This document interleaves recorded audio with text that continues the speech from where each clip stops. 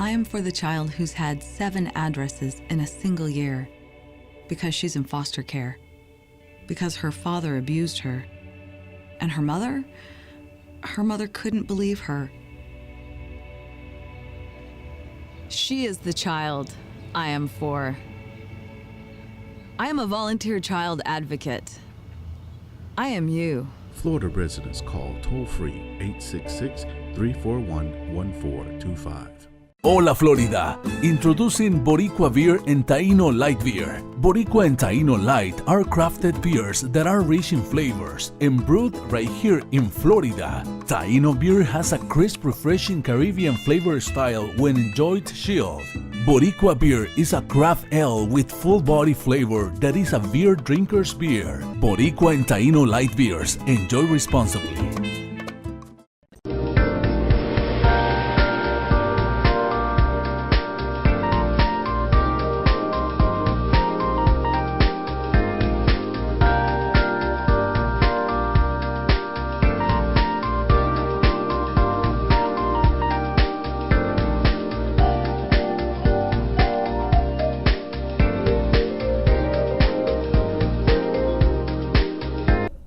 Good evening and welcome to another edition of EDuTV. I'm your host, Greg Perkins, and I'm really honored today. I don't think I've ever actually probably met anyone as smart as Danielle. Today we have with us Danielle Carson. Welcome, Danielle. Thank you. And her mom, Mindy. Okay, Danielle's story is really, really unique. So I'm reading the Orlando Sentinel, and then I see that this student gets admitted to Stetson University at age 14. And then Mom, today when I was doing some additional research, it seems that she was monitoring classes at Stetson before then? Yes.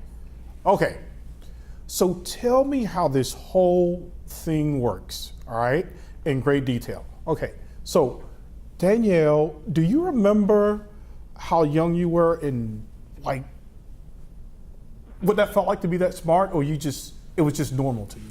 I was always just normal. I never really knew. Really? What was like your first time? Because I saw that you like doing math puzzles. I guess I started math when I was 3, if that's what you mean. Wow, how do you do that? I can't even remember it at 3. Well, go ahead, I'm sorry, I didn't mean to cut you off. I just found a computer game and started playing it, and I've always really liked math. Oh, okay.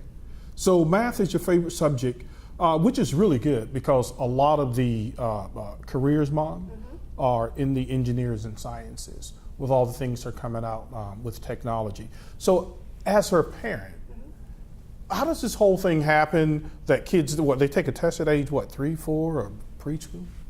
In terms of letting people know just really how bright she was, because she's off the chart bright. She is off the charts, but we really didn't find out. I think we didn't test her until kindergarten. Okay. Because I didn't, at the time, want to homeschool. So we thought, well, maybe we could bump her up a grade or maybe 2. And so they did test her, and at that point they said it wouldn't matter even if we bumped her up 2 grades. Homeschool would be your best option. Right, so you noticed it even before she went to kindergarten. I did, but she also really worked at it. So I knew she was bright. I didn't really know how bright she was, but she worked hard at it.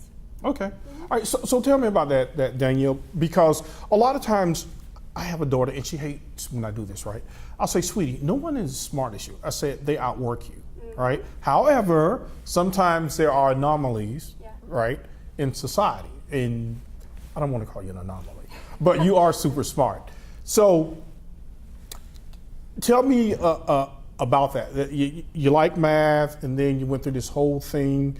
So in terms of homeschool, Mom, how did you know what type of curriculum to choose for her to keep her challenged? Well, I really didn't know. She's also a part of this organization called Davidson Institute, and it's for kids that score in the top 1.1% in IQ and the top 0.1% in academic achievement, and must work at least 3 grade levels ahead. So they're an organization out in Nevada, and so they helped in just talking to the other parents. That's how I kind of found out about different curriculums. Okay. So when she was 3, we realized she was interested in math, and then starting at 4, we started working with a curriculum. Okay. But throughout the time, we've worked on many different curriculums. Okay. So Danielle, just walk me through this. I mean, what do you like to do? Your favorite subject? What are your goals? What are your aspirations? Well, I don't really know what I want to be. Just something in the math field. Maybe work for NASA. Okay. I'm not really sure. Like for fun, I really like music a lot. Okay. But honestly, I really like to learn new things. Like I like to study. Oh, do you? Yes. So you actually like to study? Yes. Yeah. You know, I guess what if you find things that you really are interested in, you will study them. So.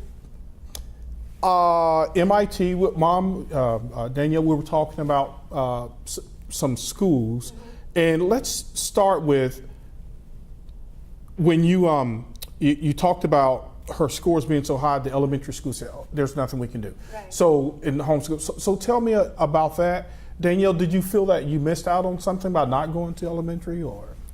Not really. It wouldn't have made sense to go. Wow, look, she's so logical. Mom. She's right. It wouldn't have made sense. I mean, because in kindergarten she was in pre-algebra, and in first grade we started doing subjects very quickly. So by first grade she had done algebra and algebra 2, and then in second grade we had a math tutor come in. She was a college professor, and Danielle had done college algebra. So it wouldn't have made sense for her to go to school. Okay, so you actually had to study to keep up with. I did. Starting in first grade, I had to, because I'm homeschooling her. I'm homeschooling my son who's younger. Plus, I teach at Valencia. So each night I would have to do her homework the night before, like her math homework, and just in case she had a question, I would know how to do the problem. So yeah, starting in first grade, I had to do that. Okay, in terms of, I mean, I'm not a medical doctor. I'm not even close to being one. But how does that happen? So children with this exceptional ability, are they just born with that? Is it inherited? I've read about it, and if it's true, I've heard that usually their IQs are within like 5 points of their parents, and usually within their siblings. So I think she was just born that way. She's definitely bright. She's extremely logical, and she's always been like that. And there's also other aspects that come along when you're profoundly gifted, and usually that's with IQs over 145. Like Danielle was extremely ethical when she was really little, and that was one reason why we figured preschool wouldn't even work for her, because a rule is a rule, and tell her a rule, and she would expect it of all preschoolers. And of course, that doesn't work well. Yeah, because of the diversity of families and the different rules and all of that. Now, how does that work though? With Danielle, you being so logical, how does that work, Mom? In terms of you guys working together to say, okay, well, Danielle, some people they're not as bright as you, so they're not going to interpret things this way. So how do you guys handle that as a mother-daughter relationship? Well, luckily, she and I are very similar. We're both very logical. So when I would homeschool her, we did very well together. But I don't think she's ever come into any issues of, working with others, or she's very witty but very quiet. So if she sees anything that, other people might say or whatever, she might think things, but she'll keep it quiet and usually tell me afterwards, but she really hasn't had any issues. Okay, all right. So Danielle, tell me about this whole college experience, all right? Because most kids go to college when they're like 18 or 19, right? So, and I saw in there, like sometimes people stare at you. Does that make you feel weird or? Not too much. I mean, I'm used to it by now, and I've never known anything else. I've never gone to middle school or high school or anything, so it's nothing out of the ordinary for me. Okay, so tell me about this college experience. I mean, you said that you like to study. So do you raise your hand in class and talk to Definitely. people? Oh, do you? Yes. Wow, man, that must be neat. So like the professors like looking at Danielle like, what's this?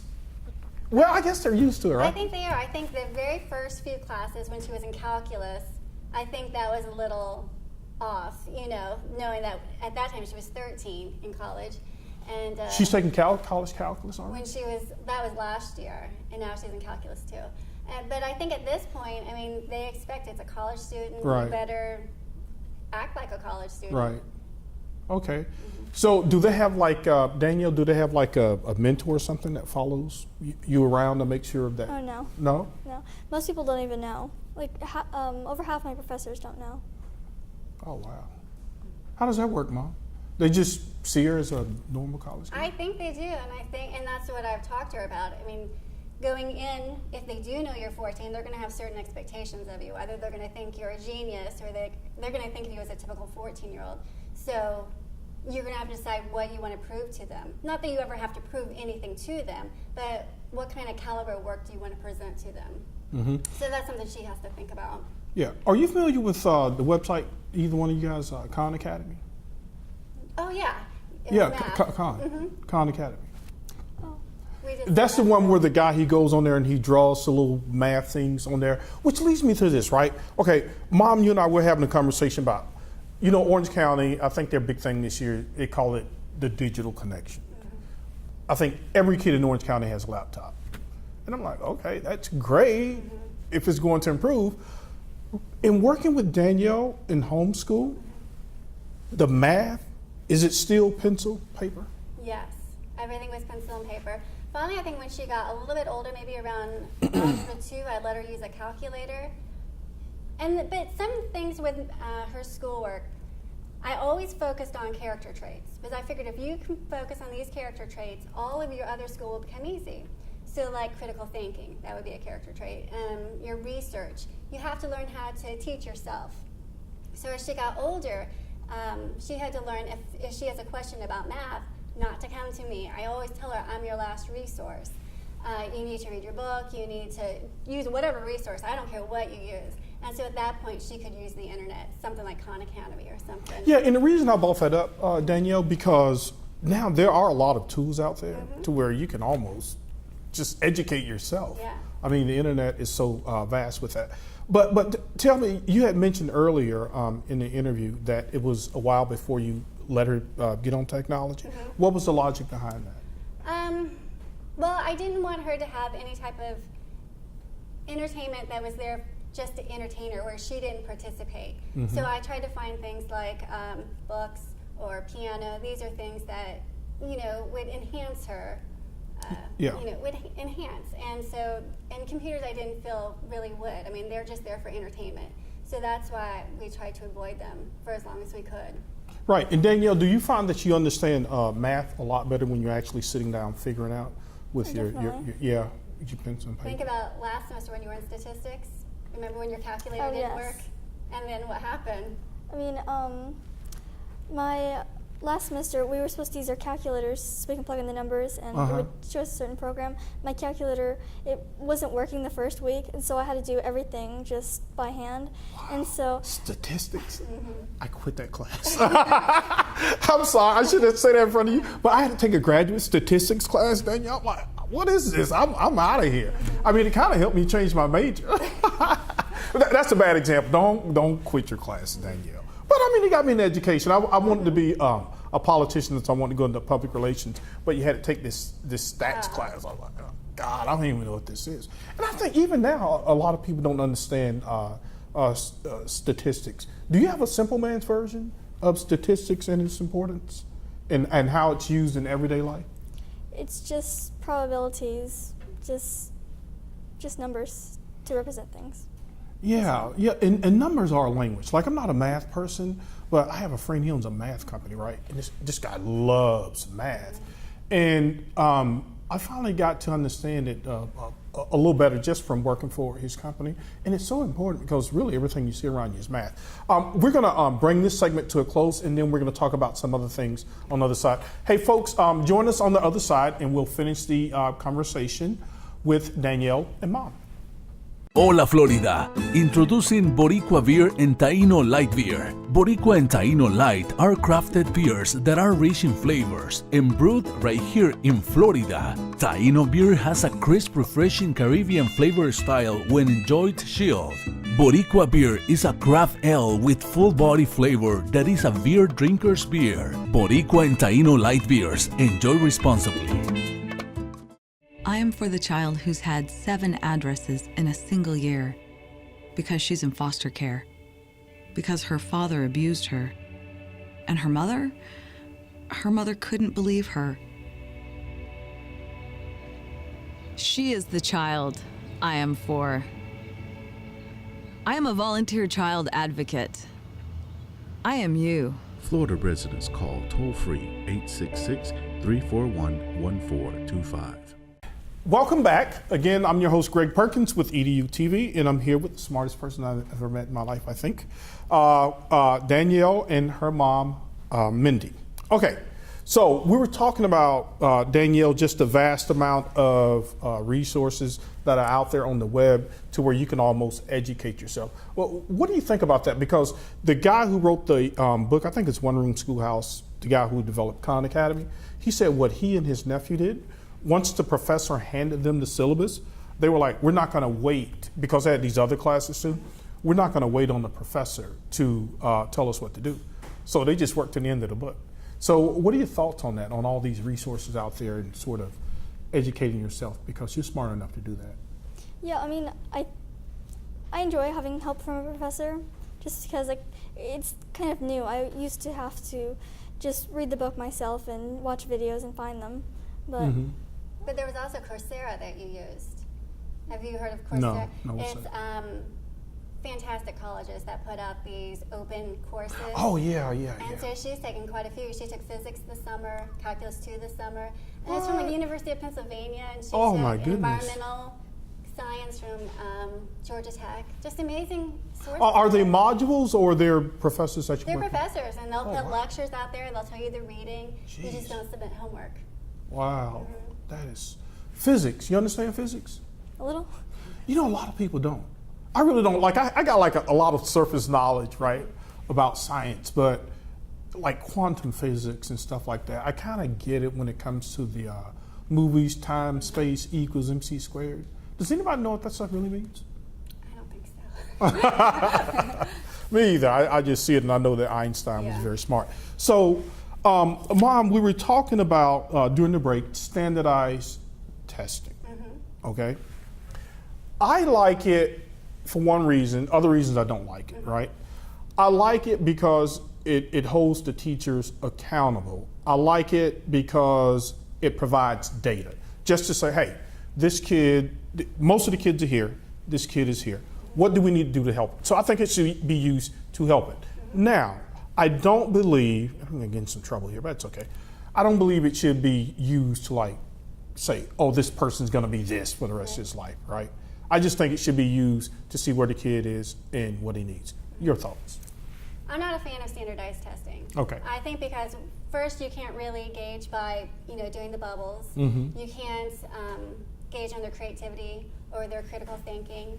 And I remember Danielle was going to be taking a standardized test, and she's very bright. I mean, there's no debating that. But she came to me and she was really upset about this particular problem. I don't know if you even remember. And it was a problem about eggs hatching and when the chicken sleeps or whatever, and she was so upset. I'm like, what's the problem? She's like, well, I don't know the sleep habits of a chicken. And Wow. she was really little, but again, that wouldn't show up on a bubble test, all the logic that she put behind it. And so I don't think standardized testing will really, I think at times it could benefit, but I don't think it benefits. Yeah, I think it only benefits in the area, and I don't want to get too much in the weeds here with this stuff, Danielle, but it's really not the true measure of a person, because No, I think Einstein wasn't a very good No, student. he wasn't. And I don't think it's a true measure of their education or their ability to learn or where they excel in. I know, because it's so weird, and I don't, when you read about people like Steve Jobs, Bill Gates, and you know what else I found out, because I looked up geniuses, right? Living genius. The guy, Paul Allen, who co-founded Microsoft, did you know he was a college dropout? Really? Yes, he dropped out too because they were into computers so much, Right. and I think he was the one that encouraged Bill Gates to say, hey, we're already on to something, and nothing like this exists. Yeah. What am I doing? Not wasting time, Danielle, because I do believe in formal education, because it does help people to get out of poverty if you don't get Right. a chance to win the lottery. But I think there are also things, like when we talk about computers, that, again, maybe not the most popular view, that higher education isn't maybe one of the best things, because I think with computers, especially with the young kids, why they do computers so well is because they collaborate. They look at each other. How do you do this? Show me how to do it. They see it can be done, and they just figure it out. And I think that's a skill that that we don't really see in colleges. I think it's a lot of book work and some critical thinking. It's traditional. But it is. Just traditional models, right? It really is. Yeah. What are your thoughts on that? Not just college and high school, but obviously you enjoy school very much. But do you ever think about maybe inventing something, coming up with something like? Definitely. Definitely. Okay. Yeah, I've thought about it. What's your true passion? Like, I know you love animals. I saw the video with you. But what's your passion? What do you really like doing? Math. You like doing I math? like Yeah. math a lot. Okay. You ever think about becoming an astronaut? I've thought about helping send astronauts, but not being an astronaut. No, you don't want to ride. That's a little scary, isn't it? Riding on all that power. So yes. So, Mom, what are the next steps in terms of? I saw that you said that you let her decide whether or not she wanted to go to school. Yeah. How did that process work? Because some people say, "Oh, she's too young," but I kind of agree with you. I think kids are smart and they don't make decisions. Yeah, I think I give her 5 choices. Either she could be unschooled and she could follow whatever passion she wanted. Okay. Because really, she has completed high school at this point. Right. We could continue to homeschool, and I choose her curriculum, and we would probably do computer science, and she could work on certifications. She could go to high school. So if she really wanted to do the social aspect, she could go to college part-time, or she could go to college full-time. And so she chose college full-time. Okay, and you really encourage your kids to be independent thinkers.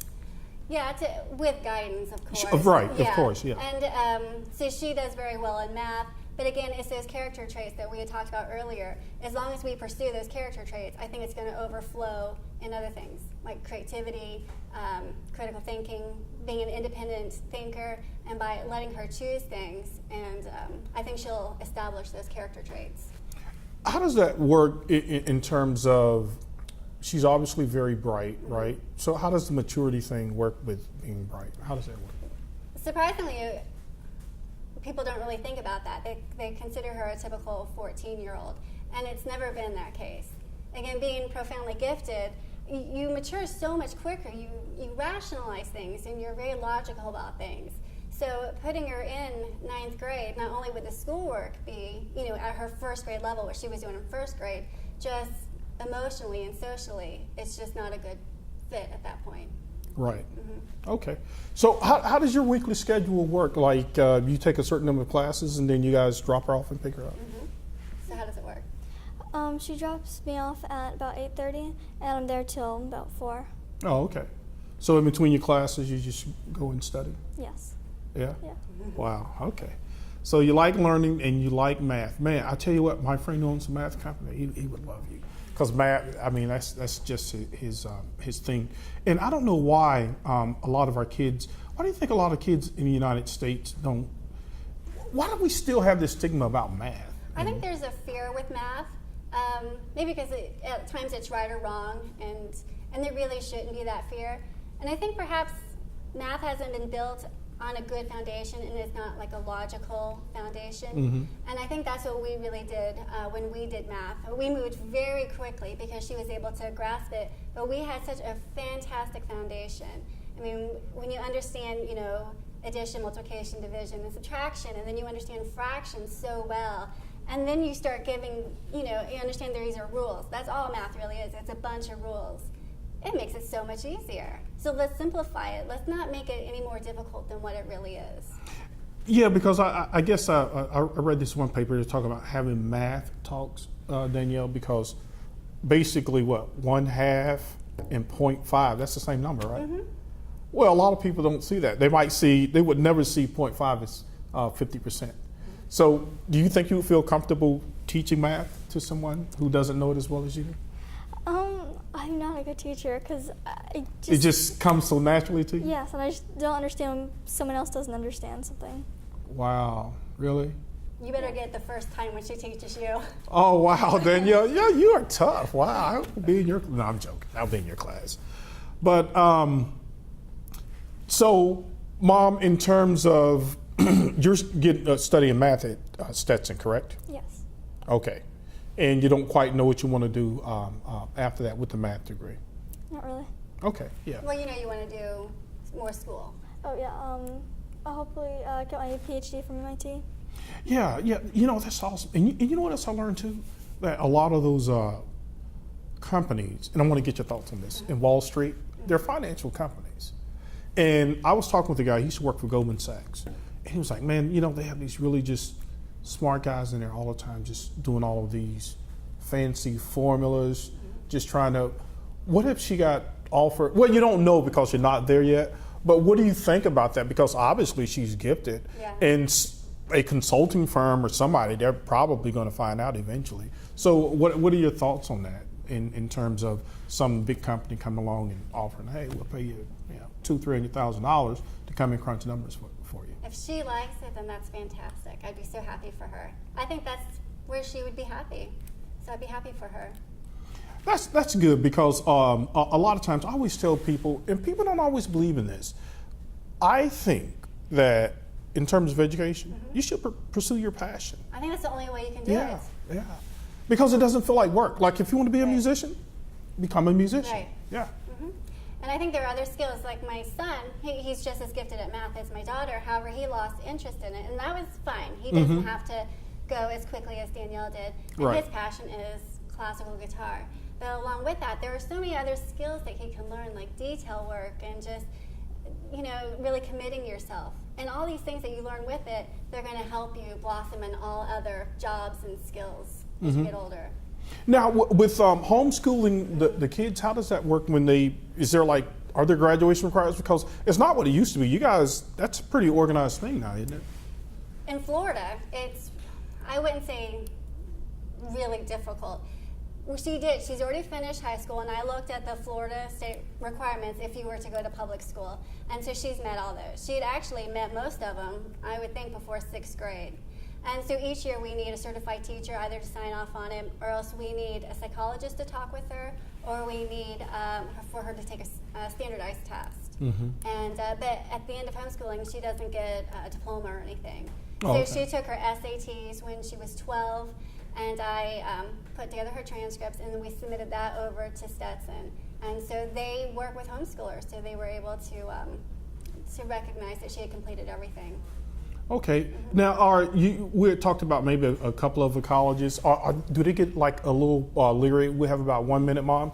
Do they get like a little leery when they say, oh, maybe we don't want to assume the responsibility for such a young person being on campus who, as bright as Danielle? I haven't heard that. I mean, Stetson, they've been so welcoming to her, but I haven't heard any other schools worried about her age. I think perhaps they think academically it's not a good fit. I think that was the main issue.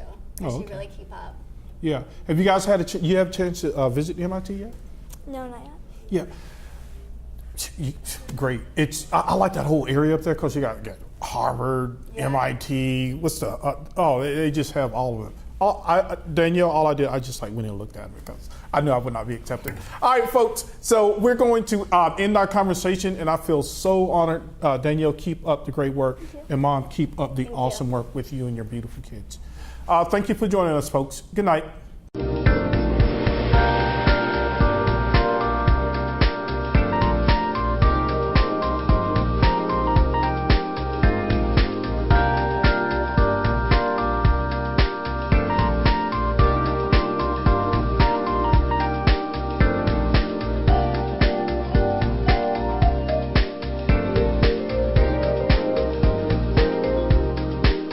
Hola Florida, introducing Boricua Beer and Taino Light Beer. Boricua and Taino Light are crafted beers that are rich in flavors and brewed right here in Florida. Taino beer has a crisp, refreshing Caribbean flavor style when enjoyed chilled.